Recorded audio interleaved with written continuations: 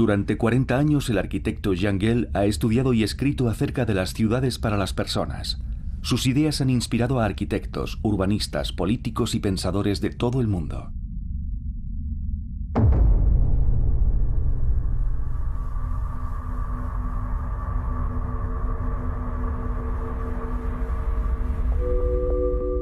Imaginemos una película de ciencia ficción. Estamos en un frío y distante paisaje urbano.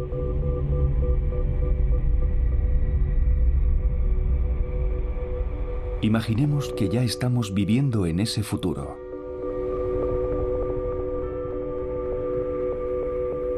La megaciudad ya es una realidad.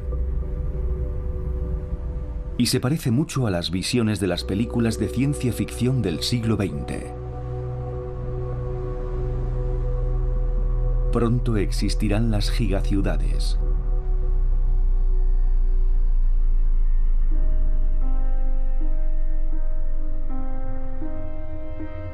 En medio de esta fría y desolada visión del futuro tenemos al ser humano.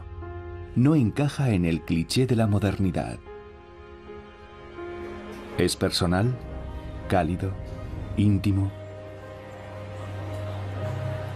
social. En nuestra constante búsqueda de oportunidades, dinero y una vida mejor, emigramos a las ciudades.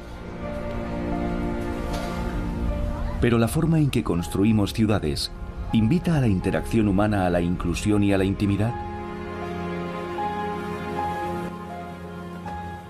¿Cuál es la escala para medir la felicidad en una ciudad?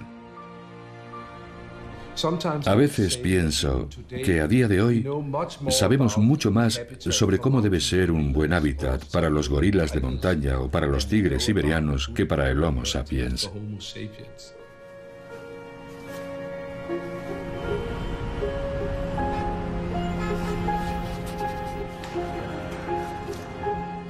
Comprender la naturaleza, las actitudes y las aspiraciones de la gente es el eslabón perdido, e indiscutiblemente ahí está la solución.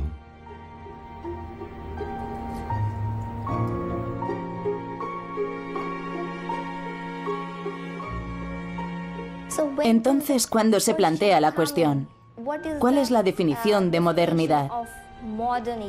¿Cuál es la definición de ser moderno?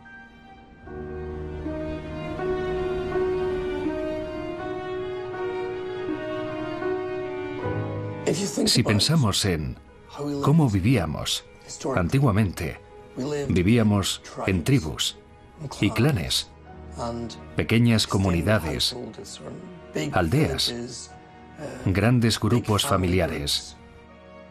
Supongo que nuestro estado natural es estar con otras personas.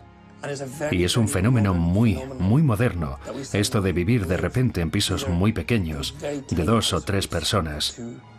O vivir completamente solos.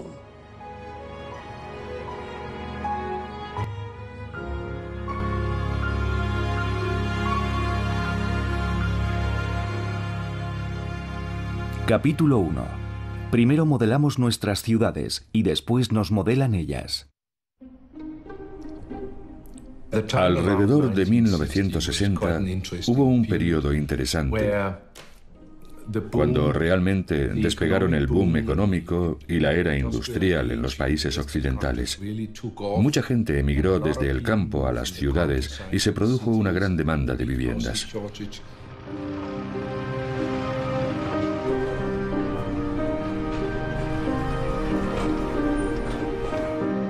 El movimiento moderno expresó con claridad que había una ruptura radical con todo el pasado.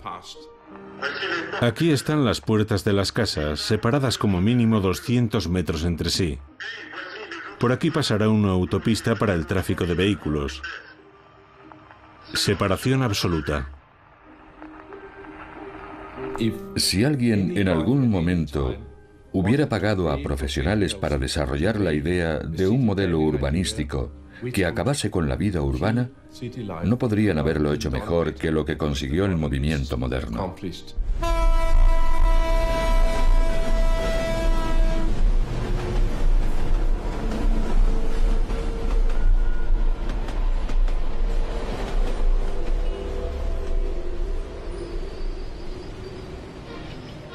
En mi infancia, China era totalmente diferente.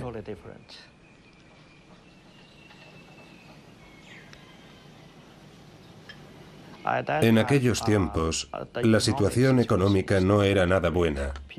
La gente era pobre y muchos pasaban dificultades para comer.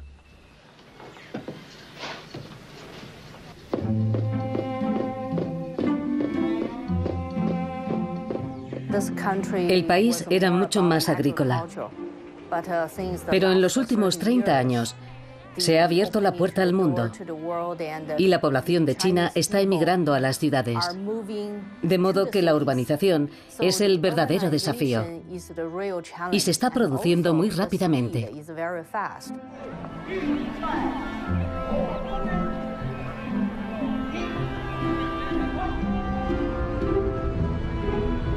El lado bueno es la perspectiva económica. Por otra parte, esto representa un gran desafío para el medio ambiente, la energía y la calidad de vida.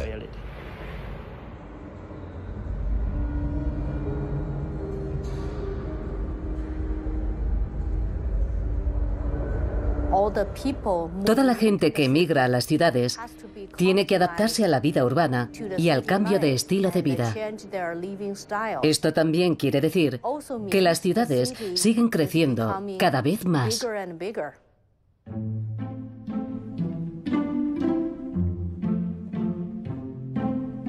En la actualidad vemos muy claramente el proceso de urbanización en China, donde está teniendo lugar la misma modernización que en Occidente, pero en menos de una generación. Se construyen nuevos complejos de viviendas en la periferia de las ciudades y la gente tiene que viajar diariamente al centro a trabajar.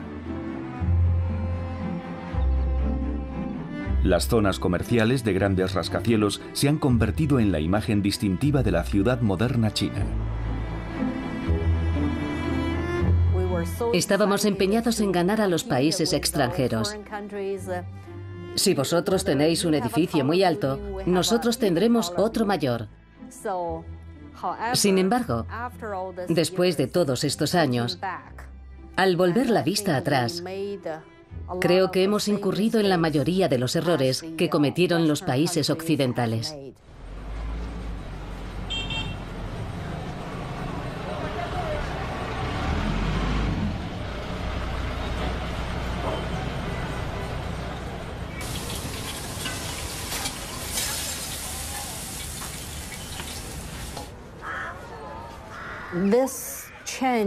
En este cambio se perdieron muchas de las características de la vieja ciudad, como la vida de los hutongs.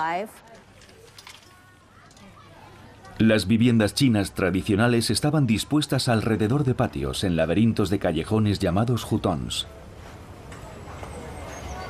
Desde el punto de vista humano, ¿cómo nos afecta que nuestro paisaje cambie físicamente? ¿Qué pasa cuando desaparece un lugar de paso, un rincón de barrio o un punto de encuentro ocasional?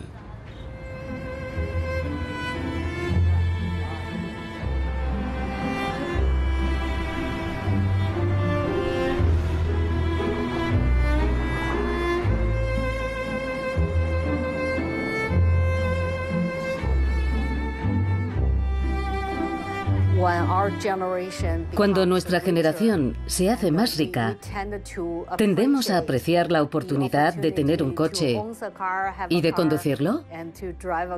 Sí.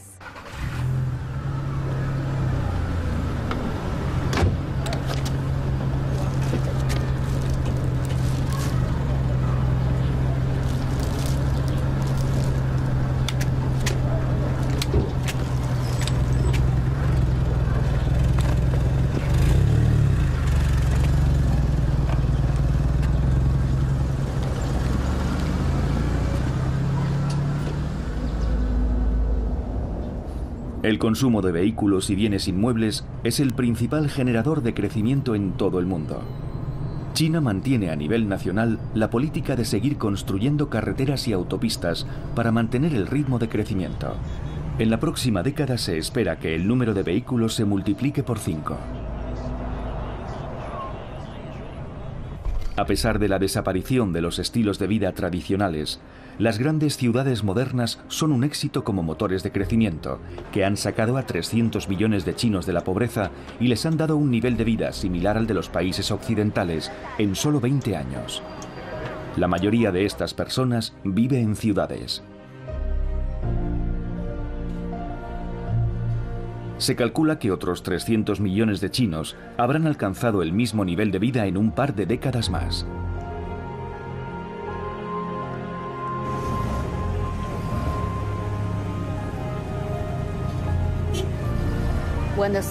A medida que la ciudad se hace más grande, el esfuerzo del desplazamiento aumenta, porque hay que cubrir distancias muy largas y eso se lleva cada vez más tiempo del día. Cuando la gente llega a su casa, ya es de noche. Después de cenar, todo el mundo está cansado y la gente no se relaciona mucho. No conocemos a nuestros vecinos.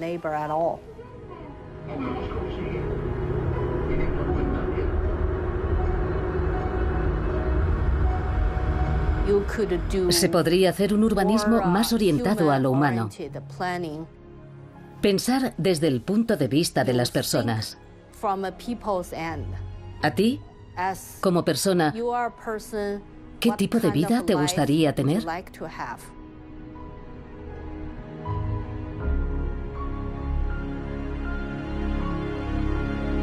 Capítulo 2.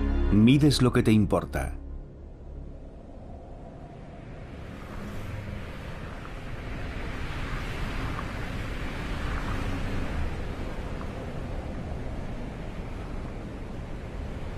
En los años 60, Copenhague vivió la misma modernización que está viviendo China actualmente.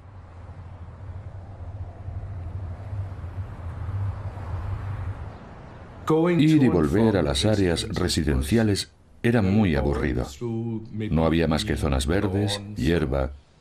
No había actividad, ni tiendas, no había nada. Solo tú, la hierba y el cielo. Y esa es la gran crítica que se hace a los proyectos de viviendas y a las grandes urbanizaciones de los 60, que se diseñaron para el aislamiento absoluto. Sales de casa, riegas las plantas en el jardín, miras a un lado y a otro de la calle, no ves a nadie y vuelves a entrar. Nadie sabía que la forma en que construimos las ciudades tiene una influencia directa en los estilos de vida y en la vida de las personas. Puede que hubiera alguna teoría al respecto, pero no había ningún tipo de información, y entonces me di cuenta de que hacían falta gran cantidad de datos básicos.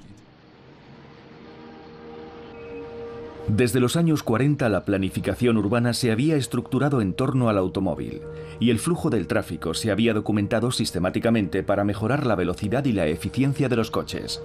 Jangel decidió elaborar una serie de datos distintos para cuestionar el enfoque unilateral basado en el tráfico de vehículos. Como profesor de la Escuela de Arquitectura, involucró en la investigación a sus alumnos y colegas. Era increíblemente refrescante pasar un día entero en un sitio de la mañana a la noche observando lo que hacía la gente. ¿Cuánto tiempo pasaban allí? ¿Dónde se detenían? ¿Por dónde iban? Registrábamos todos esos datos, pero al mismo tiempo veíamos cómo evolucionaban las cosas. Los patrones de comportamiento de las personas se hicieron evidentes cuando se eliminó el tráfico de las calles principales de Copenhague. Según se iban peatonalizando calles a lo largo de los años, Jangel estudió cómo influían estos cambios en el comportamiento de la gente.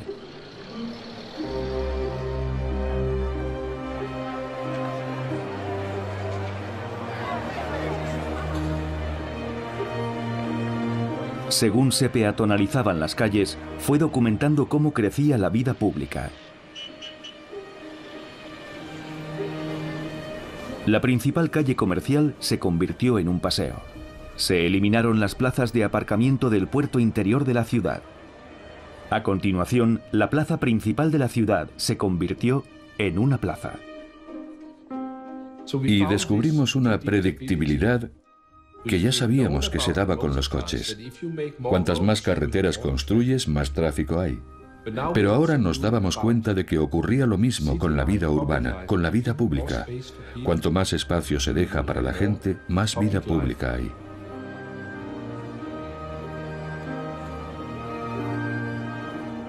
Si podemos tener espacios donde la mayoría de nosotros nos sintamos invitados, de manera que no estemos en el espacio de otros, ni los otros en el nuestro, sino que todos estemos en el espacio común, entonces se hace posible que se encuentren diferentes capas de la sociedad, distintos grupos de usuarios, distintos estilos de vida.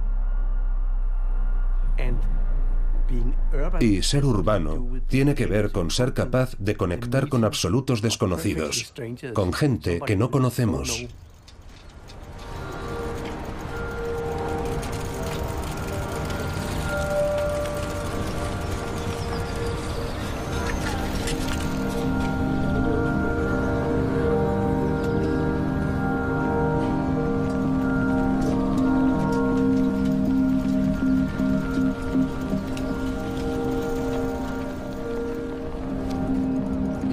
Es muy evidente cómo en las ciudades donde se han perdido los espacios públicos, ahora, por lo general, están muy interesados en recuperarlos y reactivarlos. ¿Qué hacemos cuando la gente ya no sale para nada de sus casas? En estas ciudades la vida se ha privatizado por completo.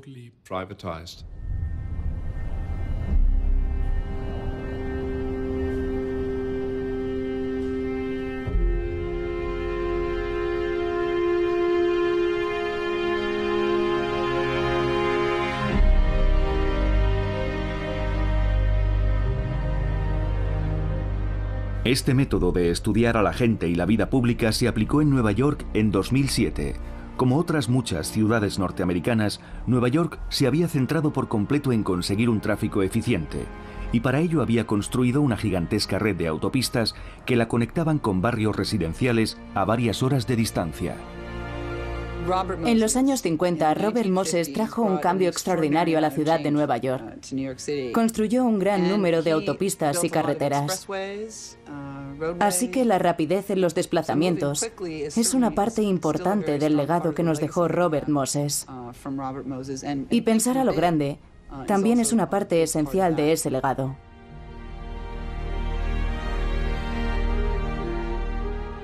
Hace 60 o 100 años, el coche era algo nuevo. Era la promesa del futuro. Parecía que era el motor del progreso. Ahora hemos madurado. Hemos visto cómo es un mundo dominado por los automóviles. Y vemos muchos efectos negativos que quizá alguien intuyó que iban a ocurrir hace 80 años. Pero estamos viviendo en un mundo completamente asfixiado por el tráfico. Hemos convertido nuestro entorno vital en algo mortal para la gente. Lo hemos destruido con todo este tráfico. Y la gente lo ve. Y también es consciente de que el problema no se resuelve construyendo más vías. Hemos atravesado barrios con autopistas. Hemos hecho autovías de 2 pisos. Todo lo que se nos ha ocurrido y hemos fracasado.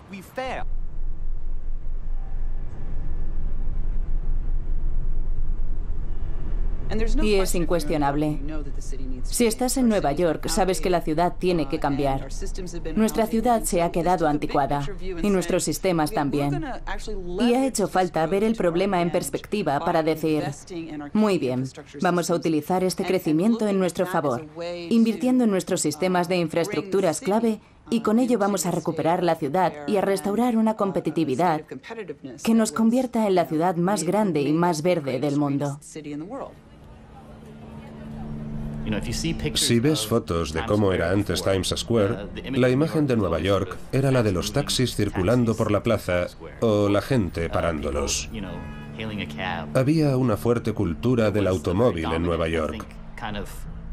Los que dirigen el tráfico se habían convertido posiblemente en la gente más poderosa de la ciudad.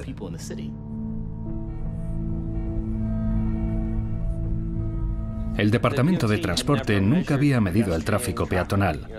Solo se contaban los coches. No había herramientas cuantitativas para medir el flujo de los viandantes. Hay un dicho en el mundo de los negocios que es una gran verdad, y es que lo que mides es lo que te importa. Simplemente estaban maximizando el valor equivocado, y para reorientar a todos esos ingenieros y organizadores hacían falta nuevas herramientas cuantitativas. Así que había que darles nuevos estándares, nuevos parámetros, y eso es lo que Jan nos ayudó a hacer. Obtener datos de referencia, establecer objetivos, y ahora vamos a replantear nuestras calles para alcanzarlos.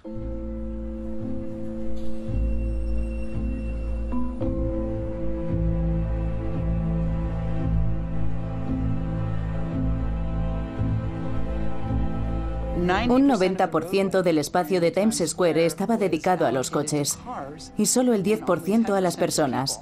Pero el 90% de los que utilizaban ese espacio eran peatones y el 10% vehículos. Había que rehacer los cálculos.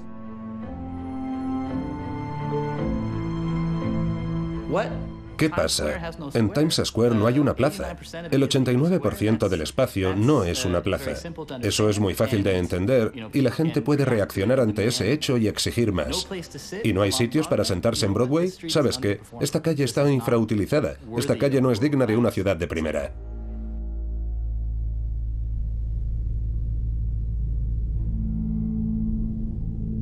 El plan era definir una nueva forma de moverse por la ciudad. Broadway se cerraría al tráfico a lo largo de las plazas principales, de norte a sur. Y se construiría una red de carriles bici para conectar los barrios circundantes.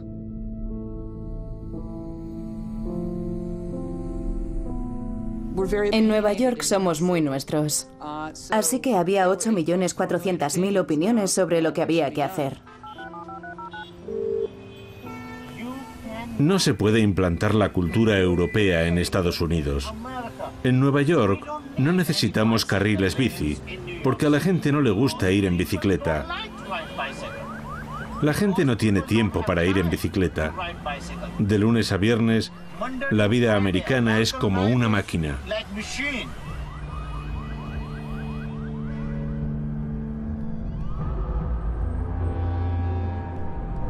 Cualquier tipo de cambio que se sugiriese encontraba resistencias porque afectaba a sus rutinas diarias. Y creo que lo que impulsó este cambio fue más bien una alineación, un mecanismo en esencia. Y ese mecanismo era el proceso del proyecto piloto.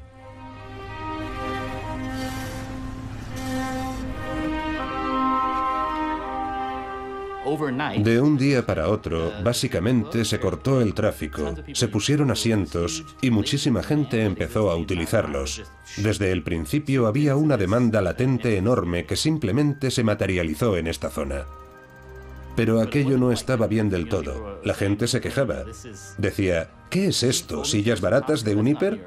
Eso no es digno de Nueva York, no es digno de Times Square. Así que poco después hubo que revisar el plan y poner mobiliario urbano de mejor calidad. La idea era poner algo y dar a la gente la oportunidad de experimentar con ello, no pretender darlo todo hecho y que sea perfecto desde el primer día.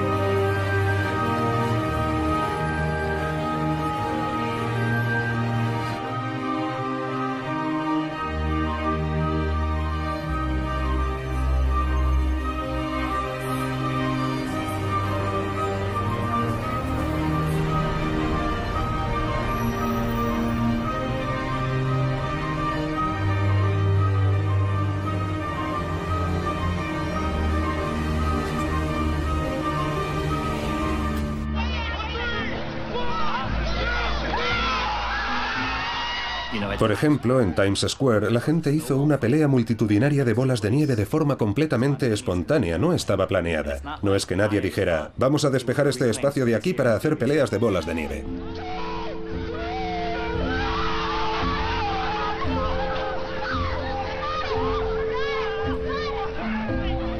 Esa espontaneidad que tiene esta ciudad solo puede salir a la luz cuando hay una masa crítica de gente viviendo en el espacio público. Cuando todo el mundo vive encerrado en su casa, no hay vitalidad ni espontaneidad. Es como un ser vivo.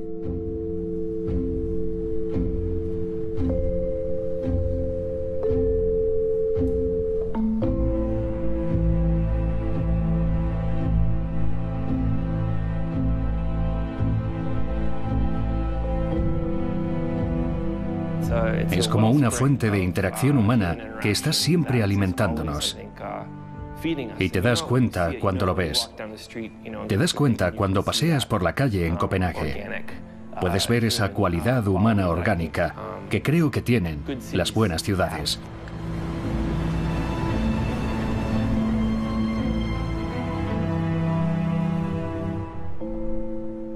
Capítulo 3. ¿Cómo hacer más con menos?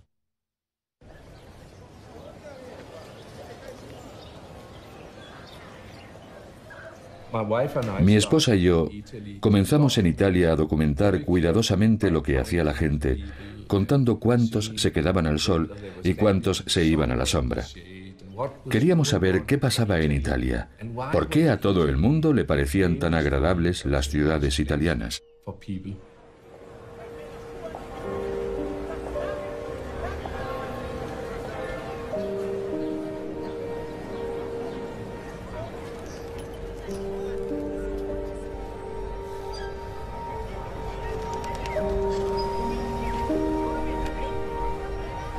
Siempre recorríamos los cascos antiguos de las ciudades a una escala de 5 kilómetros por hora. Eso quiere decir que cuando caminas a 5 kilómetros por hora puedes ver a la gente. La gente está un poco apretada. Y es un mundo muy sensual, muy interesante. Puedes ver todos los detalles. Hay colores, hay olores, hay ambientes sonoros muy interesantes.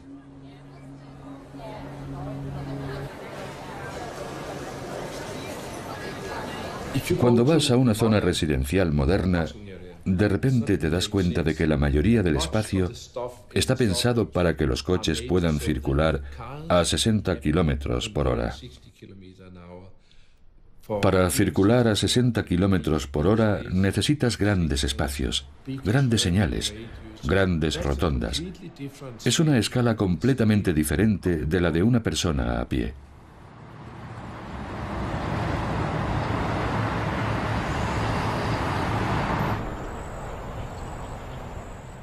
Creo que a todo el mundo le gustaría vivir en una casa con un jardín. Creo que es instinto natural.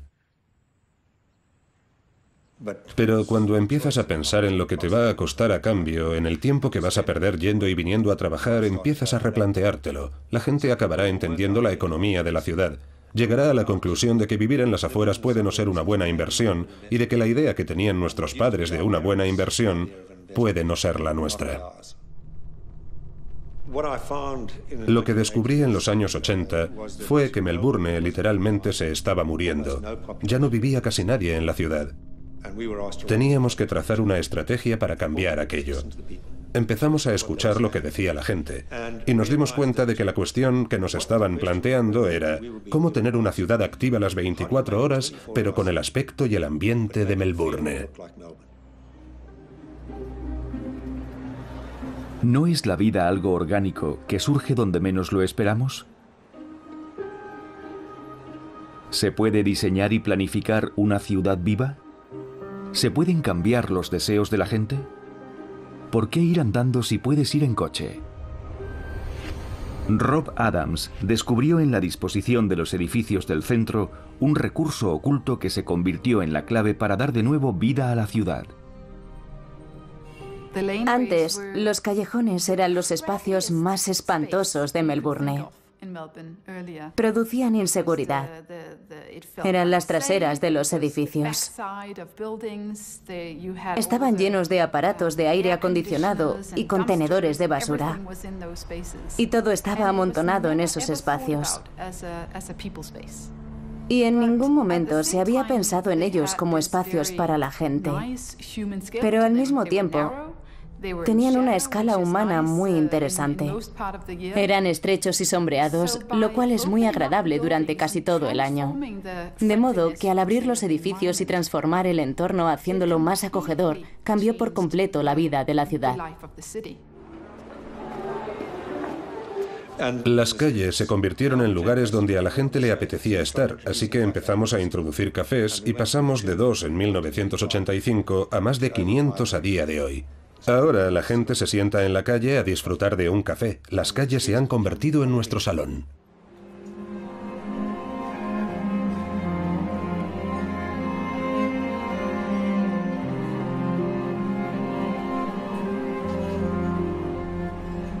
Melbourne ha mantenido durante los últimos 30 años su política de atraer de nuevo a la gente y volver a poblar el centro de la ciudad.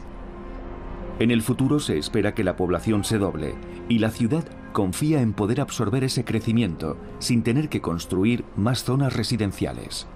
Ahora mismo viven en ciudades 3.600 millones de personas, un 50% de la población mundial. Y esa cifra va a subir a 6.500 millones para 2050. Vamos a tener casi que duplicar la capacidad de nuestras ciudades en 40 años. Y si vamos a plantearnos cómo hacer feliz a la gente y cómo hacer nuestras ciudades económicamente viables, la única forma es examinar estos espacios urbanos con mucha atención y comprender cómo funcionan. No tenemos tiempo ni dinero para construir las infraestructuras que va a precisar la población que tendremos dentro de 50 años. Así que habrá que examinar nuestra ciudad y empezar a plantearnos cómo hacer más con menos. Capítulo 4. Avanzando hacia un caos que has creado tú mismo.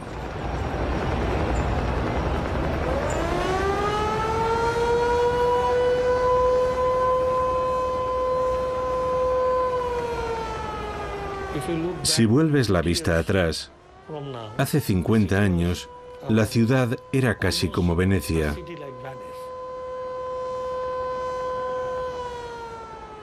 Por desgracia, después de la Guerra de Liberación, la política del gobierno fue construir un estado muy centralista alrededor de Dhaka y comenzó una migración interior hacia la ciudad a un ritmo muy rápido. Ahora mismo es de casi un 7 o un 8% anual. Y Dhaka sigue creciendo. Y con una presión tan grande, si se pudieran controlar y conservar los recursos potenciales, esta podría ser una ciudad maravillosa.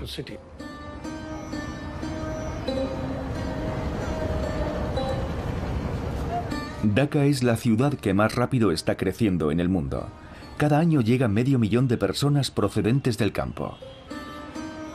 Para hacer frente a esta presión, Dhaka sigue el modelo urbano que hemos visto en China y en Occidente. Un modelo basado en coches, autopistas, zonas residenciales de torres de viviendas y un consumo de energía descomunal.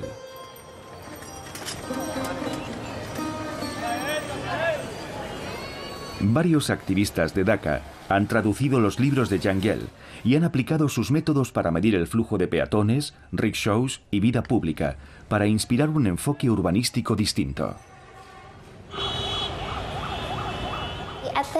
Creo que fue en 2005 cuando la gente normal vio cómo el gobierno tomaba la medida de prohibir los rickshaws en ciertas calles. ¿Y cuál era la razón? Argumentaba que los rickshaws eran una de las principales causas de la congestión del tráfico en Dhaka. Así que los prohibieron. ¿Y qué es lo que vemos ahora? Que la congestión sigue ahí, porque no tuvieron en cuenta lo más importante. El principal problema era el aparcamiento. Los coches aparcan gratis y ocupan todo el espacio.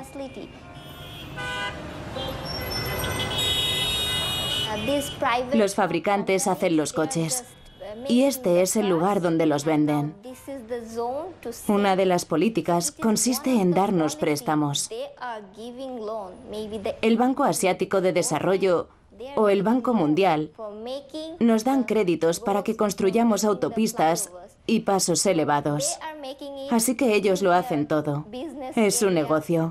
Ellos venden los coches, ellos nos dan ayudas. Pero no son ayudas. Tenemos que devolverlo.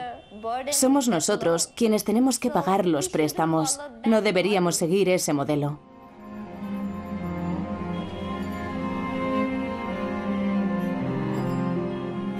Además, cuando el gobierno prohíbe los rickshaws, está destruyendo puestos de trabajo. Y 300.000 rickshaws, con sus 600.000 conductores, se empobrecen. ¿Qué van a hacer? Si un día ganan algo, comen. Si no trabajan, no comen.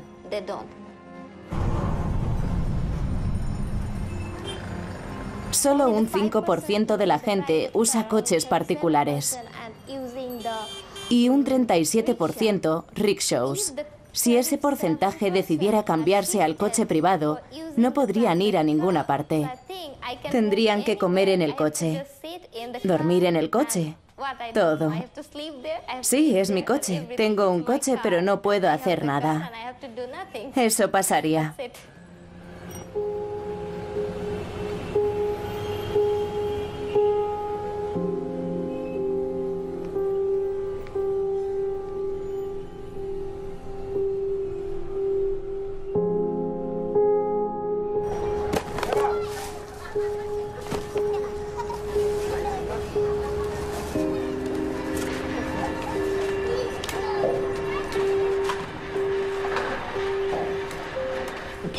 Cuando las políticas y la planificación vienen de arriba, nunca tienen en cuenta las verdaderas aspiraciones de la gente. De modo que cuando se ponen en práctica, solo benefician a los ricos y a las clases medias altas. Y el resto, que tiene una clara mayoría numérica, queda excluido. Así el problema se acrecienta. Por desgracia, si no incluyes a todo el mundo en la planificación y no piensas en sus necesidades de transporte y vivienda, te diriges hacia un caos que has creado tú mismo, porque has ignorado a esa gente, pero sigue estando ahí. Puedes fingir que no existen, pero existen, y el problema es ese. ¿Qué se debe priorizar en esta modernización? ¿Y a quién?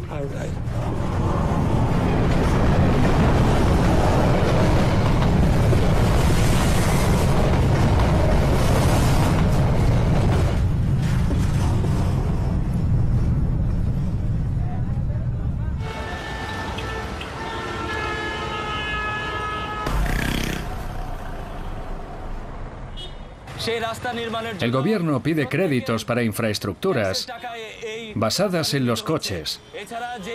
Esos créditos los pagamos todos. Pero la mayoría de los que tenemos que devolver esos créditos ni siquiera tenemos coche. Y hacer buenas aceras es mucho más barato.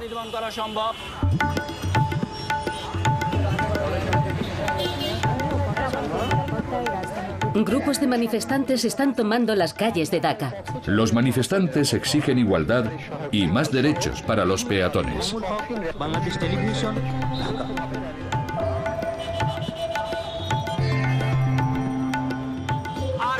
No necesitamos coches, necesitamos transporte público. Mientras que en un coche viajan 1 o 2 personas, en un solo autobús lo pueden hacer 50. Este movimiento tiene que extenderse a todo el país. Queremos un Bangladesh libre de coches. Tenemos que liberarnos de las fuerzas negativas del colonialismo económico. Al ritmo de crecimiento actual, se espera que la población de Bangladesh pase de más de 160 millones de personas en la actualidad a más de 300 millones en unas pocas décadas. Con este tipo de desarrollo, centrado en los automóviles, si cada persona tuviera uno, como en Estados Unidos, tendríamos 300 millones de coches. ¿Quedaría espacio para algo más en Bangladesh?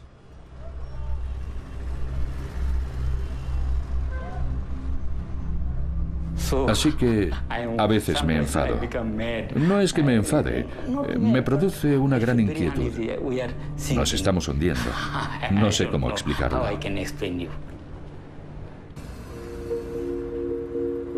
Dhaka está situada en una zona de alto riesgo sísmico. El desarrollo urbano agrava este problema considerablemente. La masa terrestre se está cubriendo rápidamente de asfalto y cemento. Esto hace que el agua de lluvia fluya hacia los sistemas fluviales contaminados. Así pues, las aguas subterráneas son el único recurso y se están agotando rápidamente. El año pasado, un pequeño movimiento sísmico de magnitud 5,4 sacudió la ciudad. Si se produjera un gran terremoto, se calcula que 80.000 torres y rascacielos se hundirían. Y hay otro grave problema. La estructura del suelo está cambiando.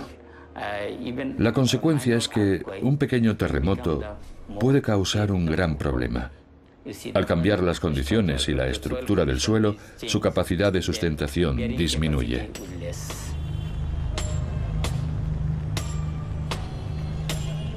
A veces no puedo dormir pensando que si sufriésemos un terremoto de magnitud 6, la mayoría de nuestros edificios no sobreviviría.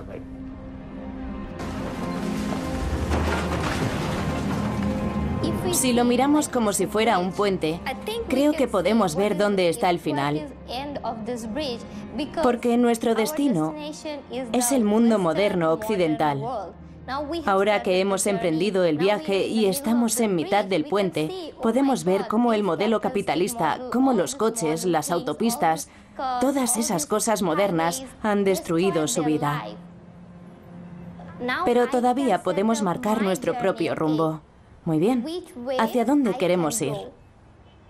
Contamos, medimos, calculamos y maximizamos, pero ¿hemos tenido en cuenta a los 4.000 millones de personas que viven en los países del tercer mundo? ¿Qué pasaría si todos tuvieran coche, contaminaran y consumieran la misma cantidad de energía que nosotros? ¿Y si volviéramos a empezar? Capítulo 5. Tratar bien a la gente es muy barato.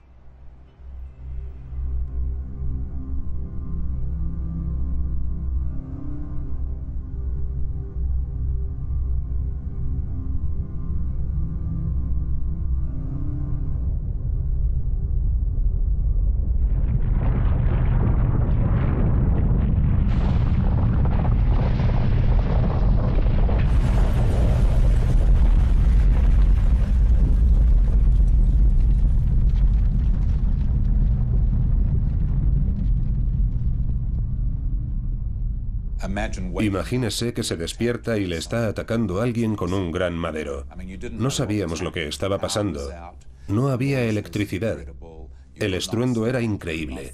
No podías ponerte de pie ni encontrar nada. Estaba desorientado. Todo estaba lleno de libros y cosas que se habían caído. Y eso mismo le estaba pasando puede que a 500.000 de personas.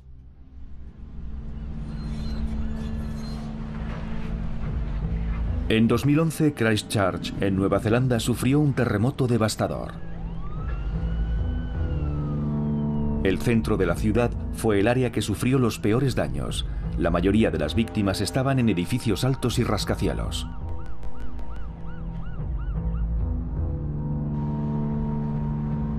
El impulso inmediato después del terremoto fue volver a edificarlo todo igual, dejarlo como estaba antes. Reconstruirlo todo, pero había muchos estudios sobre ciudades después de desastres. Y lo que pasa después de un desastre es que tu calidad de vida ha desaparecido. Es mucho peor que antes del terremoto, pero ahí se abre una opción. Puedes intentar recuperar lo mismo que tenías, pero la experiencia en muchos países indicaba que también puedes conseguir una calidad de vida superior a la que poseías antes. Intentar recuperar terreno perdido, en cierto modo. Vamos a pasarlo mal durante 5 años, pero si conseguimos hacer de Christchurch una ciudad mejor, eso nos ayudará a recuperar parte de la calidad de vida perdida, a recuperarnos de la destrucción de nuestro entorno físico. El centro de Christchurch se llama ahora la Zona Roja y está prohibido el acceso a toda el área. Los daños estructurales de los edificios que siguen en pie son tan graves que es necesario demoler todo el centro de la ciudad. Se calcula que unos 1.500 edificios tendrán que ser derruidos antes de poder iniciar la reconstrucción.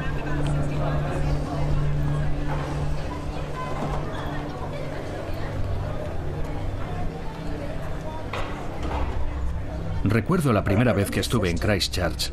La ciudad entera estaba en shock. Supongo que necesitaban una especie de terapia. Hablar de todo lo que habían pasado, pero ¿por dónde empiezas? ¿Cómo se empieza a reconstruir prácticamente desde cero una ciudad? O el centro de una ciudad. Y supongo que la idea clave era que tenía que ser participativo. Tenía que ser un proyecto de todos. Empezamos esta presentación dando de nuevo la bienvenida a Christchurch a David Sim.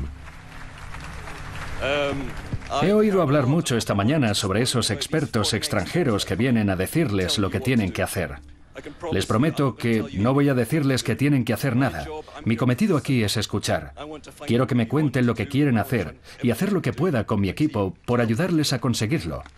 Bien, ¿qué clase de ciudad quieren? Todo el mundo tiene algo que aportar. De esta forma, la idea de un programa que incluyese a todo el mundo, en el que todos pudiesen compartir sus ideas, nos ayudaba a comprender en qué dirección querían nuestros conciudadanos que trabajáramos. Porque la adversidad de la destrucción era la oportunidad de construir un nuevo futuro. Y lo llamamos Comparte una idea. Obviamente tenemos que aumentar los espacios entre los edificios y creo que esta es una gran oportunidad para Pusimos en marcha un movimiento invitando a la gente a compartir sus ideas sobre cómo creían que debía ser Christchurch. Y terminamos con 106.000 opiniones sobre cómo debía ser nuestra ciudad.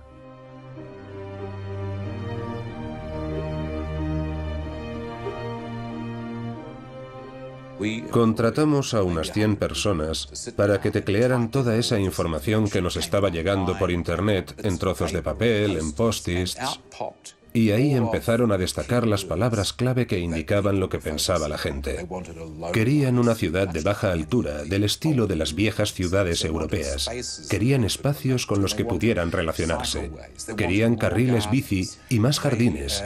Querían una zona comercial más pequeña, que no se extendiese demasiado. En realidad querían una ciudad para las personas.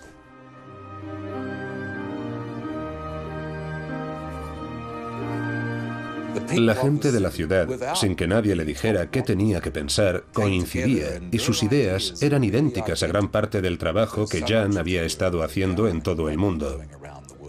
Y en mi opinión, eso demuestra que las cosas que queremos como personas, frente a lo que queremos como corporaciones, en realidad son cosas muy normales.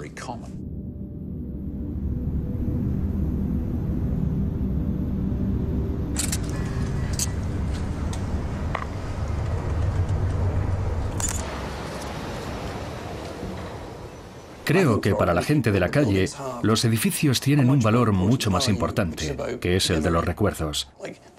Ese era el café al que me llevaba los sábados mi abuela. Ahí es donde estaba mi peluquero. Ahí fue donde conocí a mi novia. Estas historias son muy interesantes porque nos tocan emocionalmente. Lo maravilloso de las ciudades es que están llenas de esas historias. Historias y recuerdos que se solapan.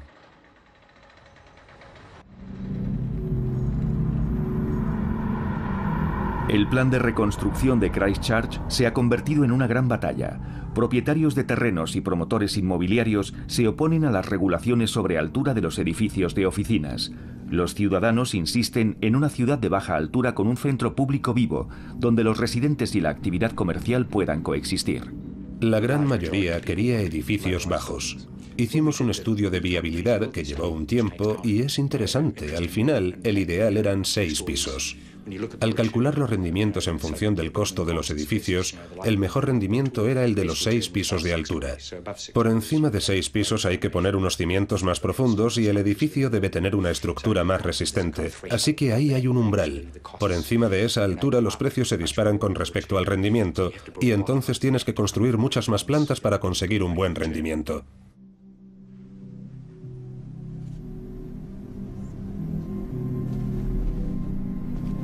El gran problema de los edificios altos. Es interesante porque hay muchos estudios sobre esto. Si preguntamos a un médico o a una enfermera cuál es la base de una buena salud, todos te dirán más o menos lo mismo.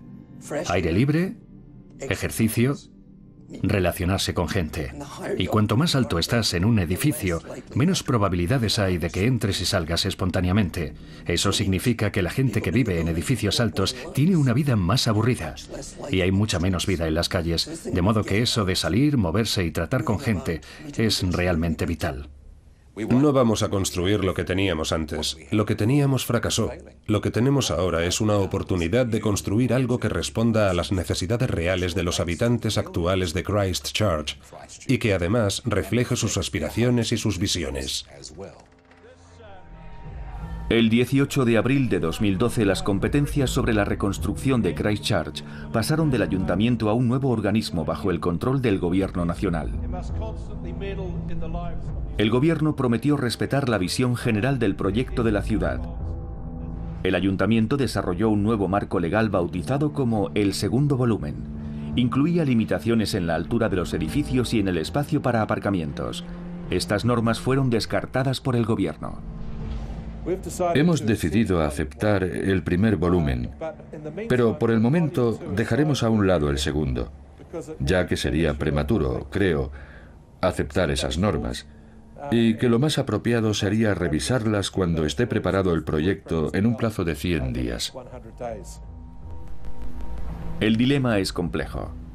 La gigantesca obra de reconstrucción proporcionará un poderoso impulso a la economía si atrae inversiones inmediatas de promotores inmobiliarios, hoteles y corporaciones.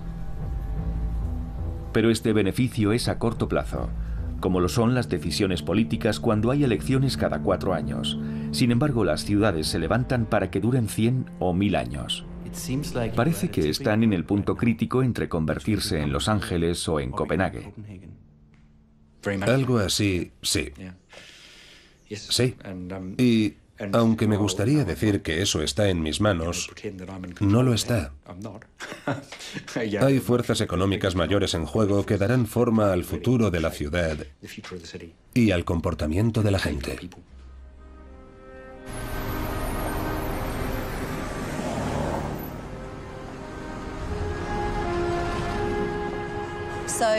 Se habla mucho sobre la futura ciudad de Christchurch. Y está muy bien, sí. Será muy verde, con carriles bici y tal y cual. Y sí, es muy emocionante. Pero mi pregunta es, ¿qué va a pasar ahora? ¿La gente va a esperar a que esté acabada esa futura ciudad? Yo creo que la gente necesita hacer cosas ahora y sentir que está pasando algo. El proyecto de regeneración urbana proporciona una forma de hacer que pase algo ahora mismo. No se infunde vida a una ciudad intentando planificarlo todo, sino favoreciendo que ocurran cosas de forma orgánica, siempre que sea posible. La vida surge cuando se ofrece a la gente la oportunidad de contribuir a algo. Y creo que eso demuestra que la gente necesita espacios para reunirse y hacer ese tipo de cosas, como venir aquí y bailar.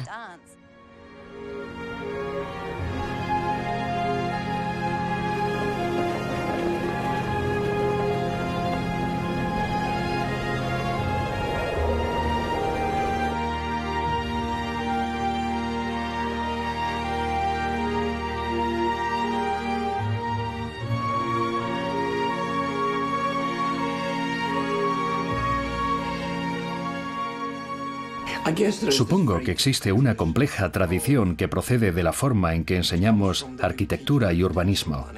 Y es la idea de que una persona puede resolverlo todo. Incluso tenemos un término, el plan maestro.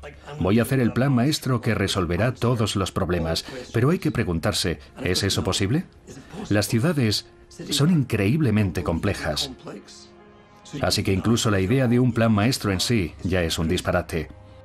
Todo lo que podemos hacer es un marco lo más sólido posible que permita que se desarrolle la vida.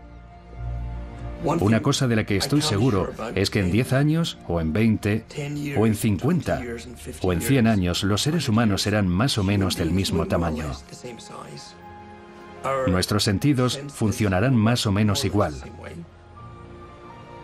Probablemente disfrutaremos relacionándonos igual que disfrutamos relacionándonos ahora. Y seguiremos dándonos la mano y abrazándonos y flirteando con la mirada.